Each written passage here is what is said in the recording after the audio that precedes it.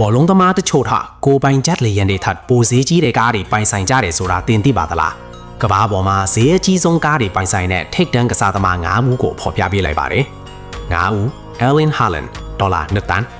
နော်ဝေကိုသမားဟာရှားပါ Mercedes AMG 1 တစီးကိုပိုင်ဆိုင်ထားပါတယ်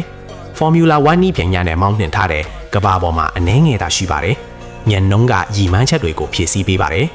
4ဦး Neymar Jr. ဒေါ်လာ3တန်းနေမာရဲ့ Ferrari Pininfarina Sergio အားအလွန်ရှားပါပြီးအပြည့်အဝစိတ်ကြိုက်ပြင်ဆင်နိုင်ပါတယ်။တောက်ပြောင်ပြီးစူးညံပြီးစူပါစတာကြီးအုပ်ရဲ့လူနေမှုပုံစံအတွက်တည်ဆောက်ထားပါတယ်။စစ်မှန်တဲ့နေမာခန်းစားချက်3ဦး Karim Benzema ဒေါ်လာ4တန်း Benzema ကတန်းပေါင်းများစွာတန်းတဲ့ Bugatti Chiron ကိုမောင်းနှင်ပြီးဇိမ်ခံသားရည်အတွင်ခန်းနဲ့အမတ်မင်းကောက်ရည်အားအပြည့်ရှိပါတယ်။အဆင့်တသားစွမ်းအားနဲ့လွှမ်းမိုးမှုဆမ်မထွားခင်ဘောလုံးအရာတွေအတွက်နှစ်ချက်နှိပ်မျှဝေပြီး follow လုပ်ပါနှစ်ဦး Cristiano Ronaldo 17တန်း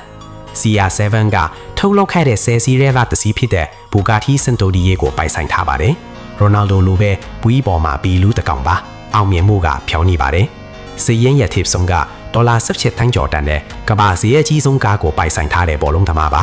သူဟာရှားပါ1958ခုနှစ်ထုတ် Ferrari 35 Escalier ဒီကားတစ်စီးကိုပိုင်ဆိုင်ထားပြီးတဒန်းလီလာစူဆောင်းသူတွေရဲ့ကားလည်းဖြစ်ပါတယ်။တိတ်ဆိတ်ညင်တတ်တဲ့ကြီးကျယ်ခန္ဓာမှုအဖိုးမဖြတ်နိုင်တဲ့အမွေအနှစ် GOOD အစင်တန်းကိုအတည်ပြုပြီးပါပြီ။မကြက်ကနန်းမှာကစားသမားရဲ့နာမည်ကိုခံမှန်းကြည့်ပါ။